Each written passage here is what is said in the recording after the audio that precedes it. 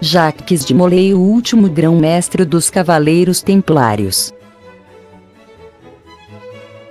Por Elandine Paulione Spelen. Publicado originalmente em 1949, este artigo responde às seguintes perguntas: 1. Quem eram os Cavaleiros Templários? 2. O que aconteceu em 13 de outubro de 1307? E 3. Como e quando essa data foi vingada? A origem da cavalaria está perdida no passado sombrio. No início da Inglaterra, um cavaleiro parece ter sido um jovem que frequentou um membro da corte. Era uma posição de honra e de serviço e poderia levar a tempo de reconhecimento e posição reais. Na Alemanha, o cavaleiro primitivo pode ter sido considerado muito da mesma maneira, um discípulo. Nos dois países, os cavaleiros eram obviamente jovens ambiciosos e de alto astral, como se poderia esperar. Foi na França, no entanto, que surgiu a ideia de cavalheirismo, e essa concepção se espalhou rapidamente por toda a Europa. Alguns cavaleiros haviam se tornado úteis para os condes ou bispos, que são os principais proprietários e magnatas e chefes militares do reino, e poderiam ser classificados como funcionários superiores em tempos de paz, tornando-se líderes dos exércitos, tanto seculares quanto religiosos, em outros tempos de guerra. É claro que havia muitos cavaleiros vagando pela Europa em busca de aventura, mas no geral um cavaleiro era um elo responsável na cadeia feudal que ia do rei ao camponês. Com o tempo, o ideal da cavalaria chegou a prevalecer, e a alta honra que a acompanha parece ter derivado do costume teutônico pré-histórico. O candidato teve que se submeter a uma investigação rigorosa de seu caráter e qualificações. Então a comunidade foi recebê-lo com cerimônia e investidura adequadas, com espada e escudo, com cinto e espada, ou com esporas e colarinhos dourados, geralmente pelo pai do cavaleiro ou por algum personagem exaltado. Com o tempo, aqueles que haviam lutado contra os sarracenos tornaram-se proeminentes e receberam classificação e dignidade, independentemente de nascimento ou riqueza.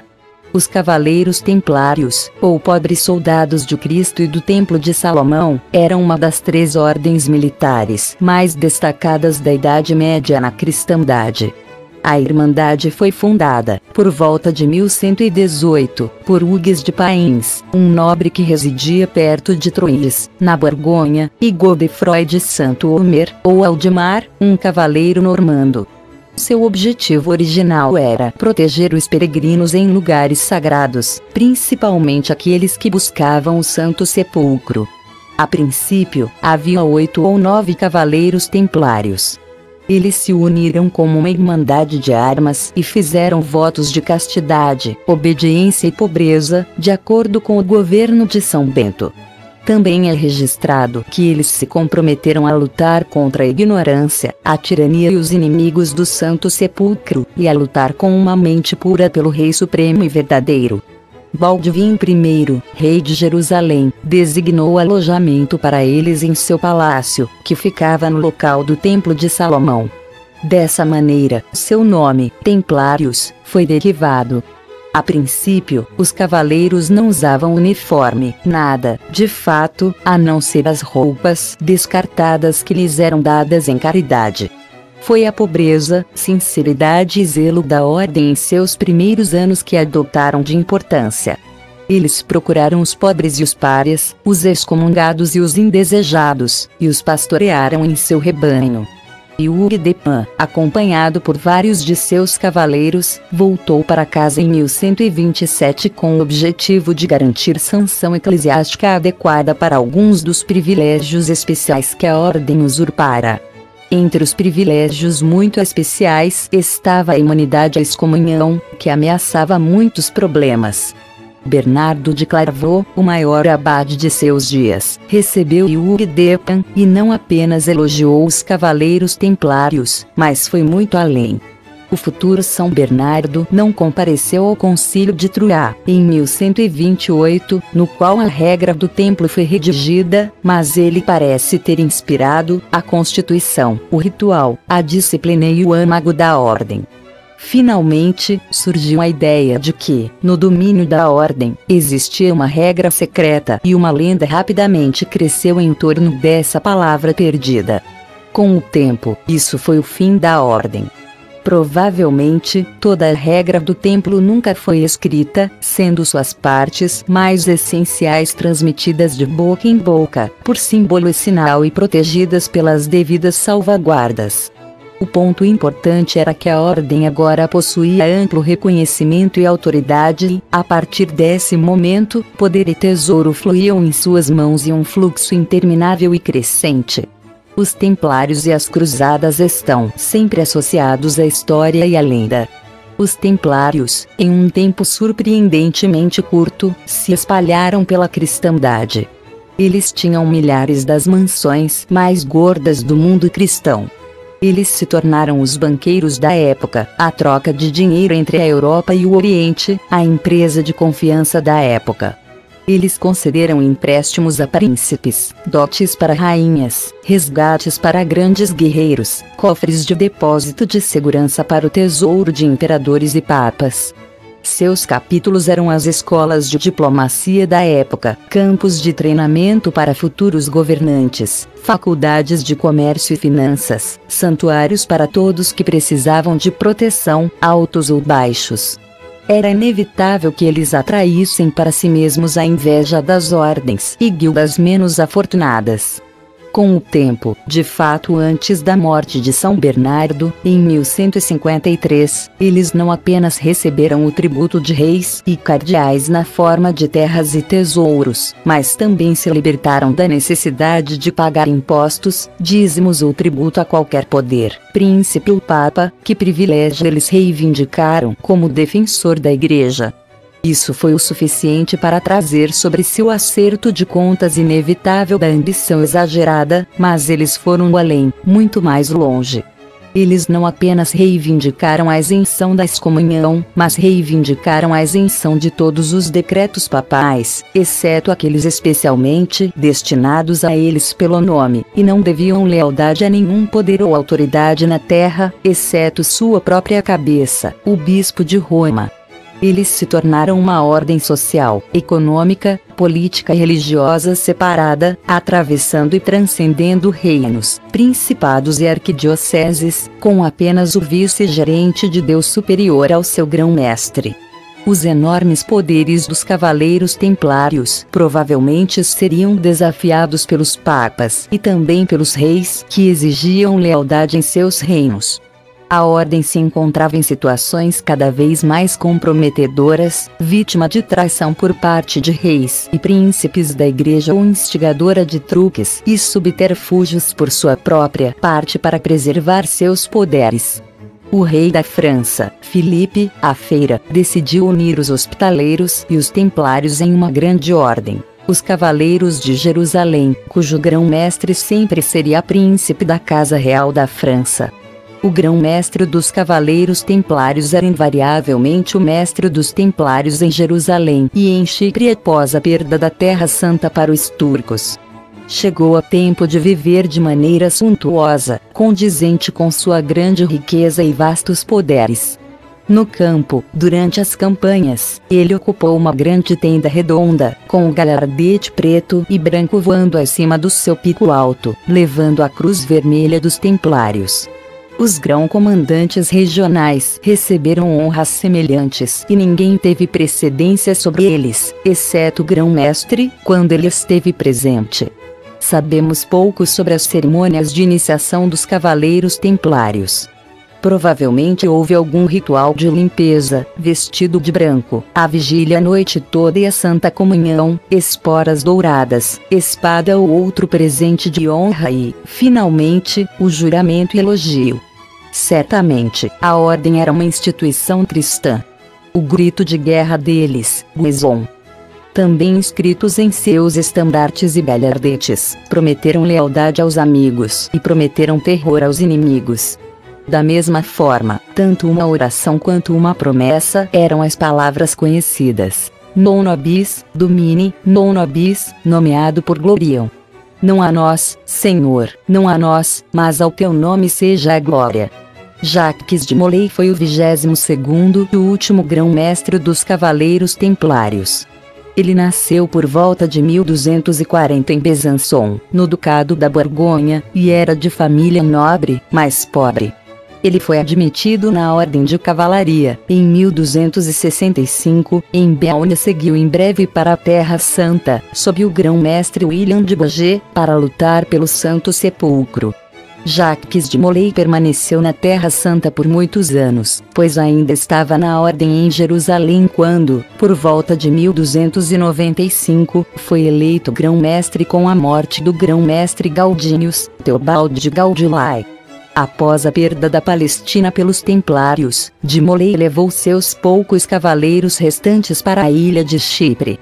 Em 1305, ele foi convocado para uma conferência com o Papa Clemente V, quem afirmou que desejava considerar medidas para estabelecer uma união entre os templários rivais e os hospitaleiros.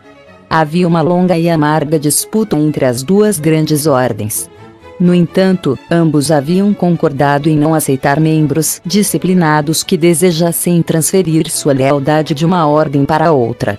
Além disso, na batalha, foi permitido que membros que se tornaram irremediavelmente separados do corpo principal de uma ordem se unissem sob a cruz da ordem rival, se perto. Jacques de Molay, acompanhado por 60 cavaleiros, fez um progresso real para o oeste. Ele convocou o Papa que o consultou sobre uma nova cruzada, e de Molay solicitou uma investigação sobre as acusações que já estavam sendo feitas abertamente contra a ordem. Finalmente, ele chegou a Paris com pompa real. Filipe, o rei da França, prendeu repentinamente todos os cavaleiros templários da França. Em 13 de outubro de 1307, de Molay e seus 60 amigos entre eles. Eles foram levados à Universidade de Paris e as acusações foram lidas. De Molay passou 5 anos e meio na prisão. Dos presos, 123 cavaleiros da ordem confessaram sob a tortura da Inquisição. Alguns confessaram que nas cerimônias de iniciação cuspiram no crucifixo. Quando chegou a vez do grão-mestre, ele também confessou, aparentemente sob acusações falsas preparadas previamente pela Inquisição, temendo tortura, mas negou indignadamente as acusações de práticas grosseiras e exigiu audiência com o Papa. O próprio Papa acreditava que os templários eram culpados, pelo menos em algumas acusações, mas ressentia-se da intrusão de Filipe no que considerava sua própria delegacia especial, apesar de dever sua grande tiara papal a Filipe. Muitos retrataram suas confissões sobre sua indignidade com o crucifixo, apenas para serem queimados na fogueira. Muitos que voltaram para suas casas por toda a cristandade se retrataram, mas a Inquisição os seguiu e eles queimaram. Despotismo, nu e cruel, sem escrúpulos ou qualquer capacidade de vergonha, havia se espalhado pelo mundo. Foi uma técnica nova e sangrenta que se mostrou muito eficaz nas mãos dos tiranos, tanto seculares quanto religiosas. A civilização era ouvir bastante sobre essa regra arbitrária, esse resumo e totalitarismo vingativo, sem consciência, faminto por poder, totalmente perverso, completamente louco. Em 1311, Clemente e Filipe se reconciliaram, o que preparou o caminho para o ato final da tragédia. No ano seguinte, em Viena, o Papa condenou a ordem em um sermão, enquanto Filipe estava sentado à sua mão direita. Mais tarde, o inevitável ocorreu. Os cavaleiros templários foram divididos. Grande parte de seu tesouro foi entregue aos cavaleiros de São João, mas Filipe, o Belo, e Clemente V, reservaram terras e tesouros, castelos e abadias para si e para seus amigos. Nenhuma audiência completa parece ter sido dada a todas as acusações ou a qualquer julgamento abrangente proferido sobre a ordem como um todo. No entanto, em 1314, Jacques de Molay, cujo medo tornara uma figura patética e cujas confissões covardes contrárias ao juramento de sua ordem enviaram centenas à morte, confessaram novamente, retrocederam sua confissão, confessaram novamente, cada tempo encolhendo miseravelmente em estatura, tanto como homem quanto como grão-mestre, e tendo humilhação e desgraça absoluta, amontoavam-se sobre ele por suas dores. Finalmente, após o longo encarceramento, tragédia e tristeza de tudo, ele foi levado ao cadafalso em frente a Notre-Dame em Paris, em companhia de seu amigo Geoffroy de Chanay, preceptor da Normandia. Os legados papais estavam presentes e uma vasta multidão de pessoas encheu a praça. Ele deveria confessar por acordo e ouvir os legados sentenciá-lo à prisão perpétua. Jacques de Molay finalmente expiou. Em vez de confessar, proclamou a inocência da ordem. O rei Filipe, à feira, não hesitou ou consultou os legados do Papa. De Molay havia queimado imediatamente entre os agostinianos e o Jardim Real. Guido Delpini foi queimado com eles, e também o jovem filho do Delfim de Auvergne. Com seu último suspiro, Jacques de Molay gritou para a multidão que o rei e o Papa o encontrariam em breve diante do tribunal de Deus. As pessoas comuns juntaram suas cinzas e, antes de muitos dias, como Molay havia predito, Clemente V e Filipe, o Belo, estavam mortos. O imortal Dante manteve a inocência dos cavaleiros, assim como muitos outros famosos contemporâneos. Hoje, é geralmente admitido que a Inquisição foi aos pobres cavaleiros na prisão, disse-lhes que seus oficiais haviam confessado cuspir no crucifixo e depois torceram deles confissões pela mais brutal de todas as instituições. As confissões são todas descontadas. A evidência contra eles era de seus rivais, dominicanos, franciscanos e outros, todos sem valor. A ordem mantinha o turco sob controle e mantinha vivo o sonho de uma cristandade unida. Dera ao mundo a ideia do cavalheiresco como homem religioso, o servo de seu estado não tinha vergonha de possuir o seu Deus. Ele preparou o caminho para grande parte dos leigos na vida religiosa das nações.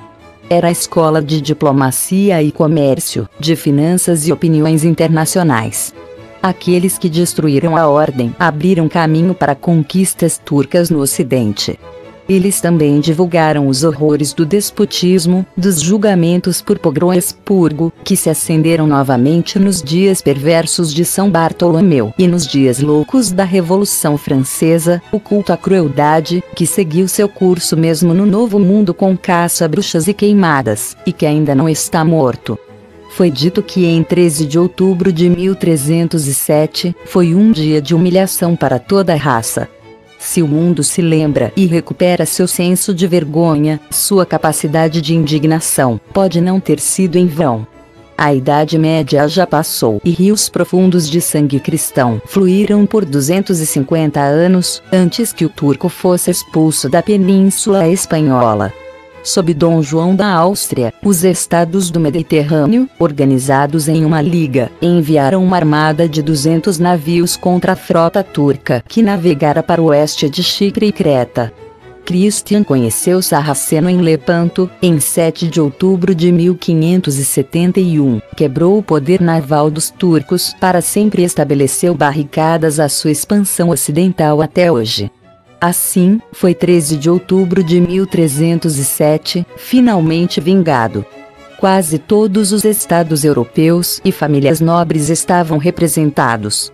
Havia também um humilde espanhol que quebrou o braço, mas que viveu para escrever um livro, com sua única mão boa, o romance Dom Quixote, que ria dos últimos resíduos de uma cavalaria corrupta e falsa da Europa. Ele morreu em 1616, o ano em que Shakespeare morreu, e uma era terminou. A era do homem comum se seguiu. Um novo dia amanheceu. Inscreva-se no nosso canal e acione o sininho para receber novos vídeos.